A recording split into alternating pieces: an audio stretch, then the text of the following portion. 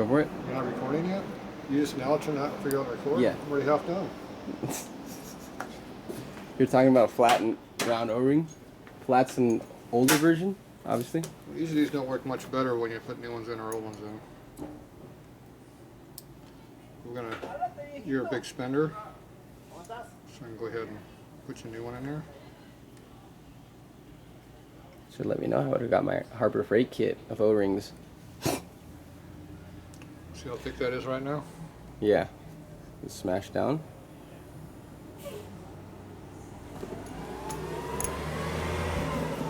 See how uneven it is on the thickness of the material? Yeah. It used to be real thick like this. Now it's that thin over here because it got shaved away. We got shoved in the hole. So this is a full thickness O-ring now. So the theory is, if you don't use the flat one, you use the round one, maybe it'll go in without destroying itself. Maybe. Well, in the real world, see how far that sticks up? Yeah. It's going to shear it off too. It's going to shear it off. Just about every time it does it. I have a large amount of confidence in that's going to happen. Next thing you want to make sure that your shaft here goes in square, straight. So you got to make sure this is lined up correctly here. Yeah. So it's straight up and down, so your O-ring will go in there. So you can even put a mark on there if you care. So you know that's doing that. Put some like 3 bond 1184. This is called glue. Liquid snot. Stick 'em. Or poochie. Pookie. Got pookie. There you go. So you put that around the shaft past the O-ring because that's going to help seal the O-ring because the O-ring is going to shear off as soon as I shove it through that hole. Now, you know how I know it's going to do that? Because you've done it many times. Because every time you put one in there, it does the same thing. What's this? That was exactly what that is. So now this goes in the hole. You're going to push on it, see, and it won't go. It won't go. That's when the shearing happens. It went. Did we have it rotated in the right orientation? Well, at one time it was kind of in the correct spot, but that changes as you put it in. But it does look like it might be in the right spot now. And see how that went in the hole? That's a good sign. And if it actually screws in there, it's even better. Without fighting you. You said the threads were stripped though, right? There's the top two. You went past that already. Oh, it's tight. You want to check the torque on that and see if it's tight? Is it clocked right? It might be clocked. Worst case, it'll just rotate. See that piece of rubber in there? It's actually pretty damn good. Usually it has a big ring that comes off, like half the material comes out. Maybe That that actually hole. went in pretty good. Maybe that hole's just blown out. I'm shocked that actually worked that good. Now you take all this pookie, stick it around the hole there. Try to shove it in the hole. And you got to shove the air out so the fluid goes into where it belongs.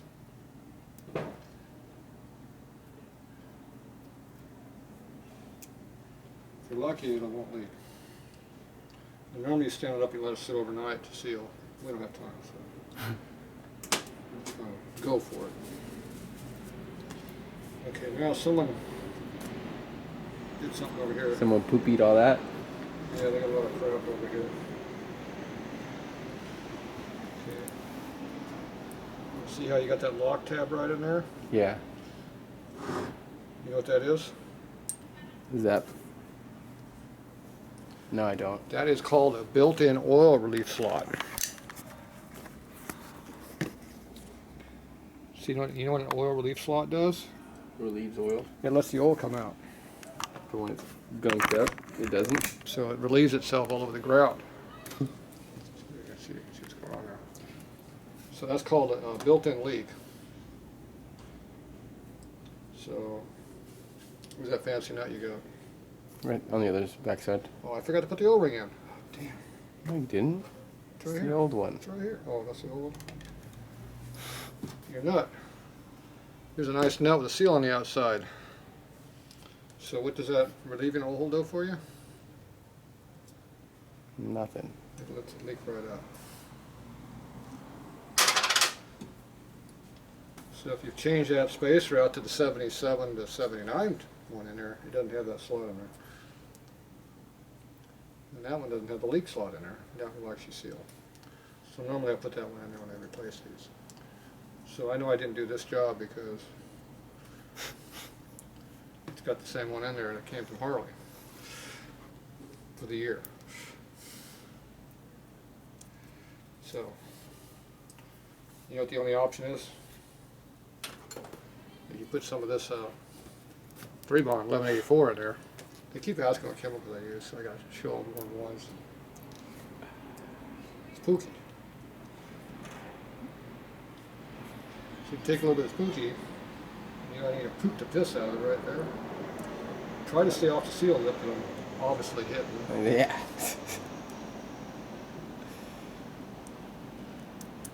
You lay it in there like that. And if you're lucky, it might seal. What was the key word there? Might. Might seal. So we're relying on the stock seals in this thing to seal it, not this fancy nut you got over here.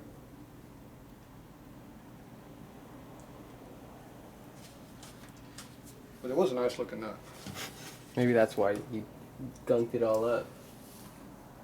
You wanted to make sure. All this other residue over here comes off. Now, in case you don't know how many teeth are on this, you can count them, or you can read. You also can see it's made in Taiwan. Because nobody took that label off yet, because it's illegal to take that label off. It's just like cutting that little thing off your mattress. What happened to the label? It disappeared. Oh, damn it. Where was it made? The rat ate it. Oh, jeez. Now I don't know where this piece of crap's made from. Good old USA made. You can also see that your alignment is off. See, there's low wear here and heavy wear here. Mm-hmm. That means your chain is too far over this way, or you got a curve like this in the system. Now this nice lock tab right here does two things. What's it do? Lock And leaks. and leaks. The two L's. Because it locks the nut on, and it leaks because it gives you one more surface to leak against.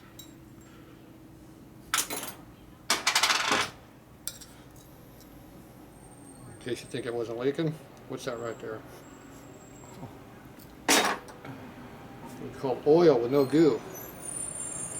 See, we have goo everywhere else, but not there. So one leak runs down.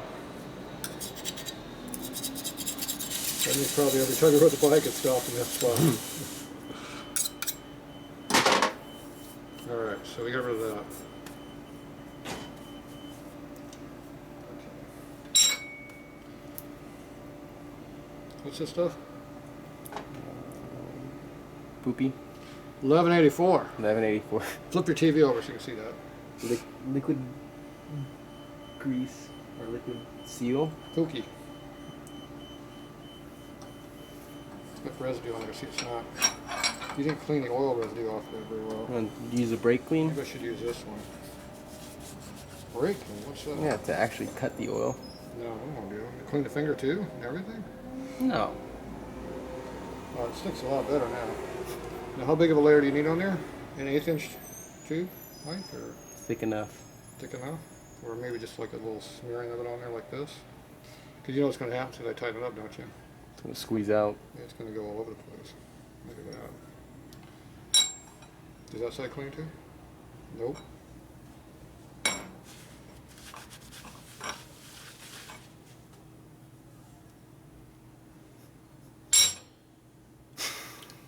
It's below the surface.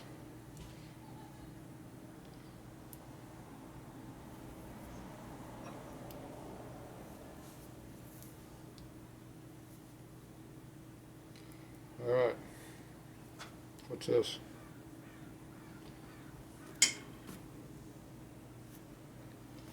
There's an O-ring groove in there. You're supposed to put an O-ring in. Yeah, it looks like it. You know what happens when you tighten up that O-ring? Crushes. Spits it right out. Usually it puts it right underneath the thread, so the thread's loose. I can tell somebody didn't clean the oil off that, by the way. It's not sticking very well. It's alright. We like that. Oh, is it a Harley if it doesn't leak? We're just putting that on there to make you think we're doing something important. It's not like it's really going to do anything, but you know, it looks nice in the video. There's always a 100%, there's a 99.99% chance that it probably won't make any difference, but there's always that chance. It's like winning a lottery.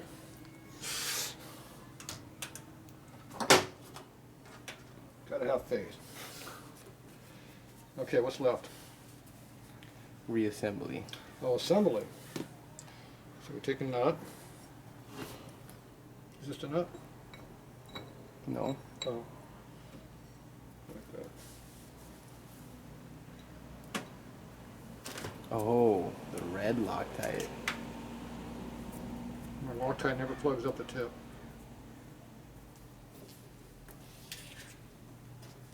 That's why they make a tip unflaking tool.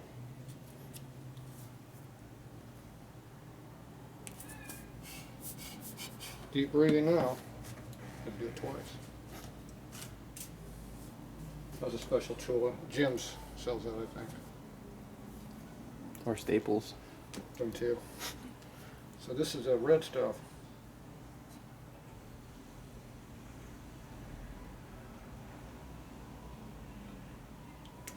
So you put a little bit on there that's not on the part without the pookie on it.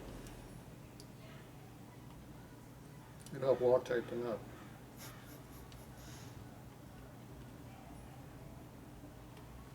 Oh, I got some glue on the top.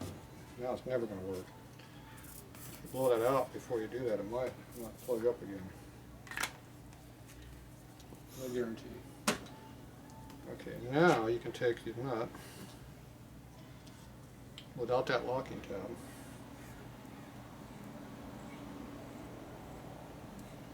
Put it on there like that. And what do I do next? Impact. Zip gun. What else do we do? Make sure it's. Unscrewing it. Yep. Use a 6-point, not a 12-point. What else do we do? Make sure it's in gear. Both gears at once, remember? Mm-hmm. Oh. So we're going this way. Mm-hmm.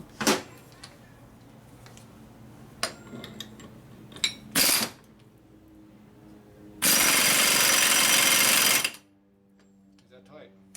I don't know. Okay. It's got pookie on my nut.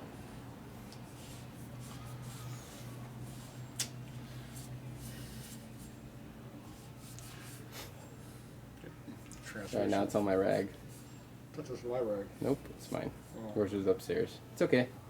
I'll charge you for that later. One over there. I already gave you that other one to use. Oh, so we're calling it. So we're calling it even now. You can wipe this pookie off on the rag here. I don't want to come off though, so I'm going to just leave it. Yeah. Okay. Now you want to make sure it rotates freely.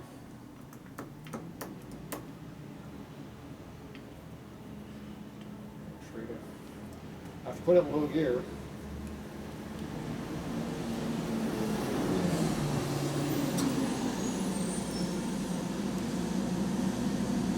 low gear works every gear in the transmission. So if it turns freely in low gear, it can work in every gear. Looks nice and free. Good. We'll put it in neutral. This gasket over here is dirty. Use that rag over here. Make sure I use the customer's rag and not my rag. My rag are a lot better than his rags. I can feel the dirt on this rag. That's for extra absorbance of oils. Now this appears to be already oil soaked. It's So- pre-soaked. Pretty sure sealers are not going to stick to this to seal. But it's a gasket, so it should be all right. It's made to be used. So if you put sealer on there, make sure you at least wipe the case off so it'll stick to the case. It ain't gonna stick to this. When you bring the screws over, I gotta weld that top anyways. you can put the screws on here. Now if you put this in neutral, and that's in neutral, this might go right on like that, like it's supposed to go on there. And that's how you do that. That way. And remember, what cookie did we use? 1184. There you go. Very important. What I have to have. What brand? Three Brothers. Or three That's right. three what? Three Bo. 3 Bond. Three Bond. That's that brew stuff. 3 brew. Okay, now, that thing over there. This is an FX shifter. This is an FL shifter. So this one goes up like this. That one goes down there. This has 4 screws, that has 3. So we just have to change the whole assembly. So if you take this off and there's only 3 in there, that means it's an FL lid. If you find there's 4 screws in there, it was an FX lid at one time. That's how that goes on. Now these here might come out easily or they might not. Oh, that one looks stripped. You already stripped it, is what you're saying? No, the previous owner. Here, don't lose this lock tail here. Let me wipe the oil off for you once you get your pins dirty. You can use this on the next transmission. Oh, thank you. Yeah, that was $2. Well, it's used, it's $1. You want it? Half price. I'll sell it to you. You could put that on Chopper Swapper and have it mailed to them for $6. Have them pay for shipping? Yes. Well, that's the $6. It's $5 for shipping and $1 for order. That's original too. Still in good condition. Okay, I don't think it's this one here because this one has been ground on a bunch of times already to fix it. Oh, look at that.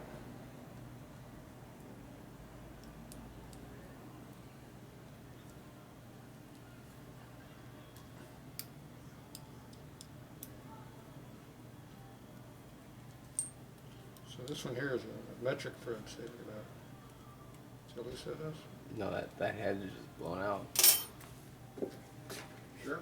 Yeah, I think so. It looks like it. I think it's one of these over here.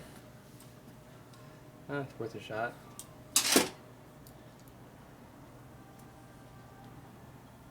Told you.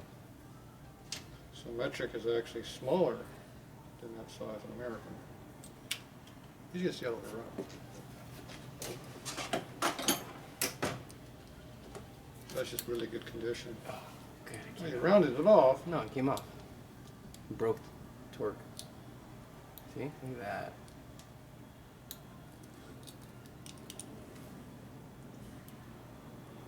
I just feel like they got goo on them. Did you put goo on these?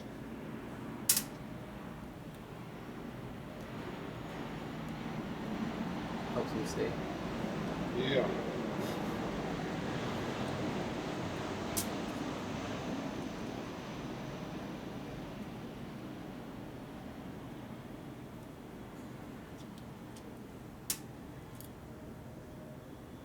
How many holes you see there? 3. 3? That means it's an FL part, not an FX. You know why they put 4 on FXs? To differentiate the two? No, because it would rip out the 3 screws.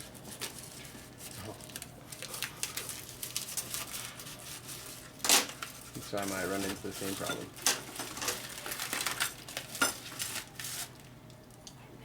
Chrome plated, you like that. Oh, shiny. FX, FL, see they have notches in there. This one does not. Always scratched. See the difference? That's the difference between FL and FX. Now you can drill and tap, put that hole in there if you want. Nah, I'm okay.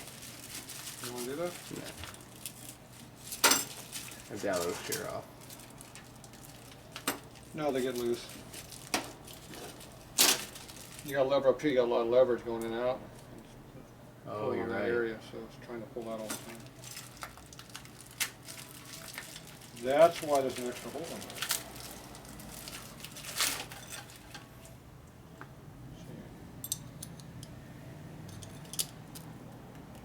Look at those tight tolerance fittings there.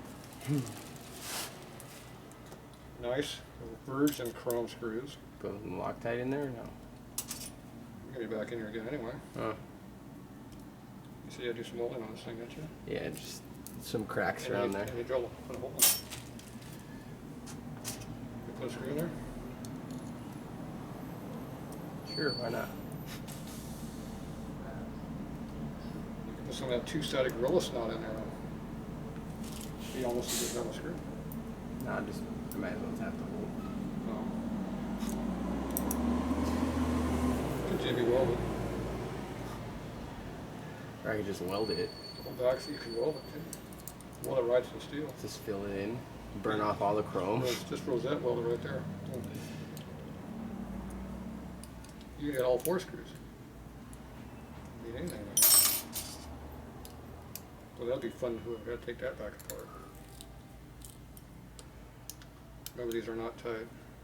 They'll come out if you don't tighten them up again.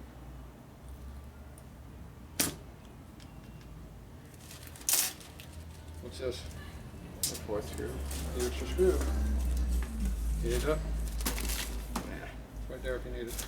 I'm saving it for you right down there in a special receptacle right there underneath the vise. Storage bin. Storage bin. That's it. Now you gotta make sure it still shifts.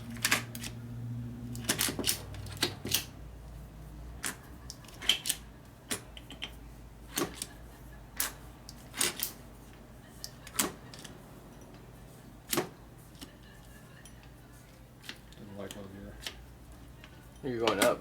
There it goes. Nope, that was low. What's that? Oh yeah, you're right, because you push down, it correlates to up. So this is going to reverse your shift pattern because now you're pulling this way instead of like what it was. Pulling the opposite direction. So this is now a racing shifting pattern. That's how my bike is. Will it make me go faster? See, my bike I got an FX lid on an FL tranny. So when I stomp on the lever it goes faster. So you're going slower, you go faster when you stomp on the lever. I like that word. Now it has to be plugged up or there's going to be a big oil leak there. So you can put a speedo drive in there or something else. So you can weld this up because of that. That, and then on the back side right here. Gotta fill that. And then retap it. Another screw broken. Yeah. Just, yeah. It's alright, it's not a big deal.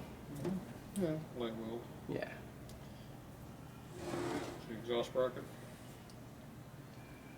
Assuming so. So also when the starter comes across, that's way too big of a hole for a starter. And you don't have a starter on your bike. Nope, not anymore. Not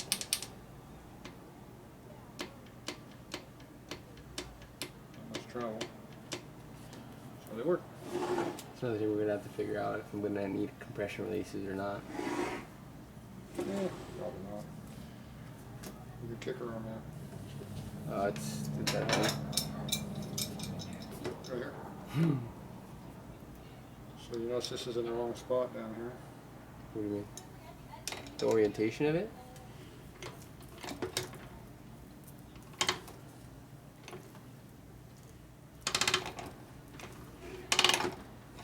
What kind of kicker I'm using? It looks like a dirt bike style one. I don't know. Is it It's- notch on the bottom? Is it notch supposed to be on the top? I don't know, I gotta look at it.